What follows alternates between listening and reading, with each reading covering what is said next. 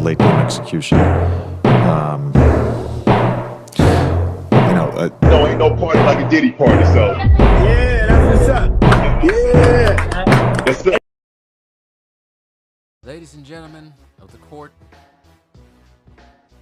men, women, and children of the court, if you have not noticed by now, and the ante has been uptick in the last week or so, we fans, real NBA fans, are in the war with the NBA itself, mainly the product they putting on the court. As you guys all know, the NBA is not even at a crossroads. It's plunging down a avalanche hill. If that even make any sense. A mountain and the avalanche is falling right behind it. It's not doing so hot. But here's where the war is, and here's where the divide is. We have the clutch members in media continuously to scrutinize what we say, content creators on YouTube, or anybody who's not part of the NBA, mainly, like I said before, fans. They scrutinize what we say, continue to keep saying the NBA is in a great place. All kinds of stuff. The NBA is a great place. There's nothing wrong with the NBA. You got great players, this, that, and that. But we don't see that. We don't see that at all. It's gotten to the point now when you can't criticize any of these players. You can't criticize LeBron, or he's going to catch a hissy fit, or one of his La Mafia is going to catch a hissy fit, or someone like Jamie Foxx is going to catch a hissy fit. When was the last time Jamie Foxx ever starred in a movie that he carried by himself? It's been a long time, right? It's been a while. Maybe since Django, I don't know. I'm thinking Baby Driver off the top of my head. I don't know about that. I don't think that was carried by him, because he ended up getting dead right in the middle of the film. The last movie I seen Jamie Foxx in was Spider-Man No Way Home, and that was not carried by him. That was carried by a little green goblin called Norman Osborn, aka William Dafoe, and 3 Spider-Man that carried that film. He was just a side attraction. And shout out to Dreams Pro. I did not know this. I didn't know he hated on Kobe Bryant like that. But that's besides the point.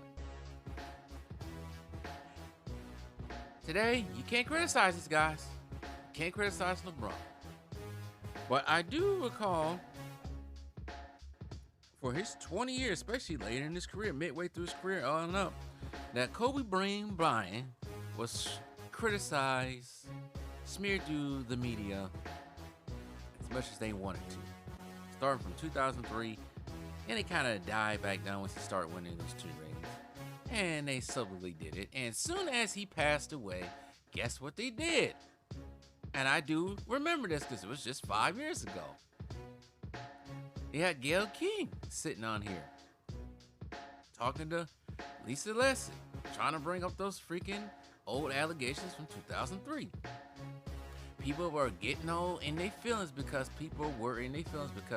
Kobe Bryant passed away. I think it was may have been the granddaughter or daughter of Disney, and Roy Disney, Walt Disney, one of the two, got on Twitter, got her fat fingers on Twitter, saying, why is everybody crying for Kobe Bryant? He was an apist. I think it might have been this actress now, I forgot her name is. I think she was in a movie with Shia LaBeouf back in the day. She got on Twitter, said the same thing. Why are you crying for an apist? Even though he was found out guilty and the case was dismissed. Right? Let me break it down to you. This might be a part 1 and part 2. And let me tell y'all right now. Growing up, I was not a Kobe Bryant fan. I was a Ray Allen fan. I was a Laker hater. But you know what? Over the past couple of years, in my teenage years, I continued, up until my adult years, I continued to hate on Kobe, but I absolutely respect the dog that he was on the court. I respect great players who carry themselves in a way. And this man had to carry himself in a way and not try to attack anyone, because if you attack someone, you know how that goes. But I do recall just some of the tidbits of Kobe being criticized in all facets of his life. So, this is back in probably 2011. That game called Call of Duty Black Ops, a game which I played to death, the first one. It said Kobe appeared in a commercial for Call of Duty Black Ops along with Jimmy Kimmel, another buster, and other fans of the game. It was clearly a harmless promotion that showed the aspects of the new game, but predictably some folks targeted Kobe Bryant for promoting violence and war. And this is articles in Bleacher Report, and it lists the things. The anger should have been directed at Activision, the maker of the game. Ignores the fact that Call of Duty series has become one of the fastest, biggest selling games in history. Black Ops alone has become the biggest selling game in history in only 7 months, something that would never happen, or would have happened, I mean, but with or without Kobe Bryant's involvement in the commercial. So they got on him for supporting Black Ops, Call of Duty Black Ops, and supporting violence and war. Most stupidest thing ever. Let's see here. They got on him because he appeared in a commercial for Turkish Airlines. The commercial itself was humorous. Bryant switching jobs with a gourmet chef that gives him grief for missing a game-winning shot. Members of the Armenian community in Los Angeles Cry files they took issue with Bryant supporting anything related to Turkey. It was a feud that dates back to a century to what Armenians and other human rights organizations have dealt with 3-year genocide at the hands of the Turkish government. Turkey refused to acknowledge it as such and inspired uproar from Armenians and others around the world. If you don't know that history, look it up. I know it. Very gruesome. It was even more controversial given that Bryant's teammate Lamar Odom is married to Khloe Kardashian, who's half Armenian. Despite the uproar and not much happened, I think they are for Armenia. No, they have. I think the dad was. I don't think Chris was. But anyways, despite the uproar, not much has happened. The controversy was mostly forgotten by the time the team reached the postseason. So they got on for showing up in the commercial. The gay slur. If you guys remember that, they got on him for that. I think he got fined for that. I think he called a ref the gay slur. Summer 2007, he wanted to trade. They got on him about that. There's other things I'm gonna look up right quick. So I'm gonna keep on going. We all know they got on him for it, and they still, to this day, even when the guy has passed, they still won't get over Eagle, Colorado 2003. They just won't.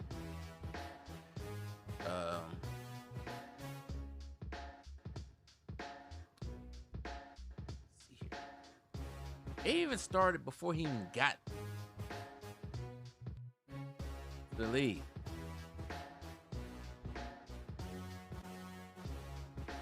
'97.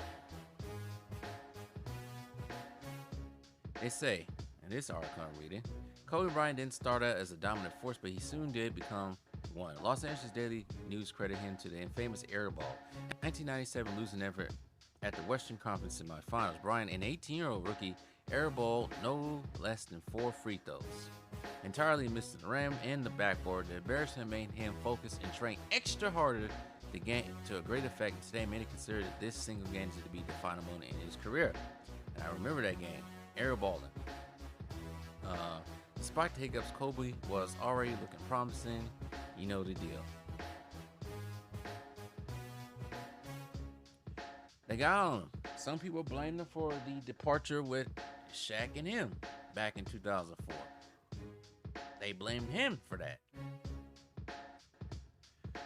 And like I said, I'm not gonna get into Colorado. We already said that ad nauseum already. We already know how that is. And connection to Colorado, I didn't say it was around 2011, 2012, 2013. I forgot what year it was. But there was news reports put out there about him supposedly being unfaithful to his wife. They put that out there. He got scrutinized for that. Now, if you say that about LeBron, even though there are rumors out there about that, you say that about LeBron, you have the Latards just out there screaming to the pits of hell. LeBron's a good father! Ah! He's a good husband! Ah! You got that going on. But Kobe came had the same grace.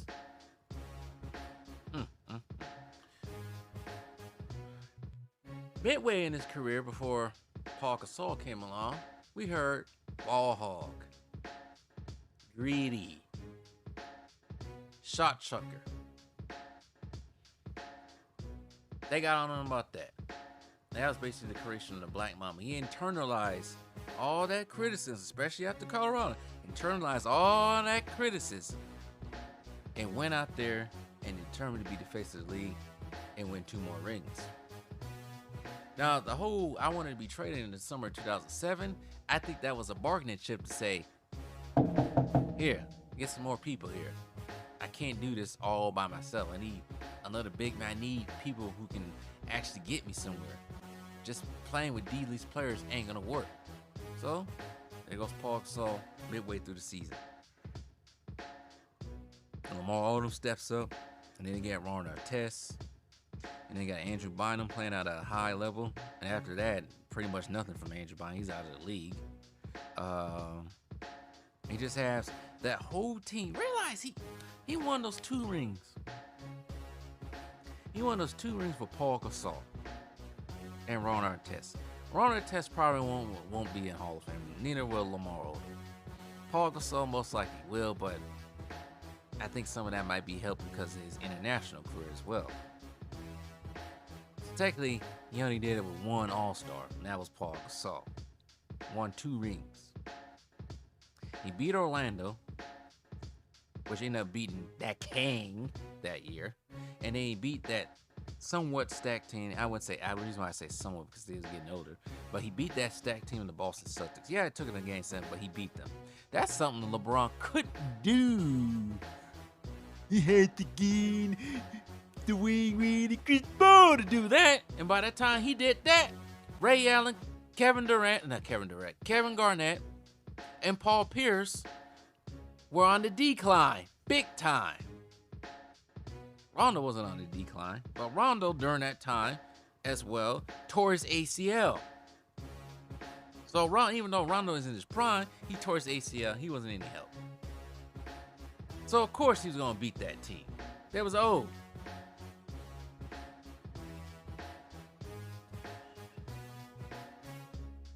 Per Bleacher Report, Bryant was essentially the most hated man in the NBA for the 04-05 season because people felt he had driven Shaquille O'Neal away from the Lakers because the whole you-know-what happened in Colorado. And it helped that while Bryant helped himself play fairly well, the Lakers failed to reach the playoffs that year. Guess who took the blame? Kobe did.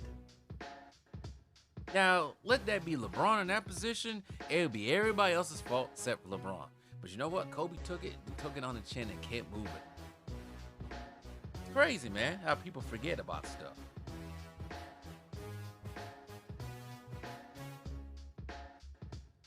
With all that criticism, all the blame he took for the Lakers failing, everything that happened in his entire career, you never seen Kobe get on social media, because social media wasn't around during the prime of his career, later in the prime of his career, because Facebook was around, MySpace was around, Instagram was around, Twitter was around, all around that time. I think MySpace showed up in 2005, 4. Facebook showed up in 2006, 7, 8 or something like that, when it got popular. Instagram probably didn't show up until 2011, 12. Twitter was around 2008, 2009. So never once did you hear Kobe Bryant get on Twitter and cry like a little bitch, like some of these guys do, preferably LeBron James. I don't like calling another man that, but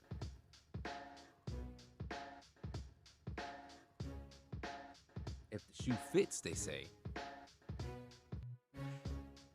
I remember in that Dream Team, Redeem Team documentary, they were somewhat reluctant to even call upon Kobe Bryant. They described him in that documentary as kind of being a maverick lone wolf type of guy because of all the criticism that he received. Yes, he internalized it, but also it drove him to almost be, like I said, this lone wolf type of person that kept to himself. And Dreamers Pro pointed out one thing on a video I heard about that I completely forgot all about. When he won that Oscar for the short film, I think it was, back in 2018, they was calling for that to be taken away from him, that award, because of what happened in Colorado, which they, like I said before, they just don't seem to, you know, can't let go. It's like they can't go. I'm not gonna go there with that one. No, I'm not gonna say that. Let's say that for a video on Rumble. But like I said,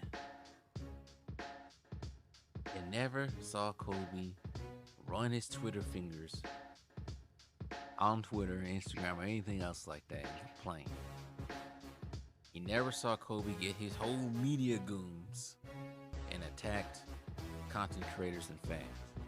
Never. Because he didn't need to.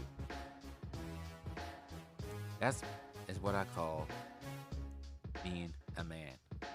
These guys, some of these guys they got running around the league right now crying because they get scrutinized by the media. The ringleader being that balding scoundrel. That's not a man.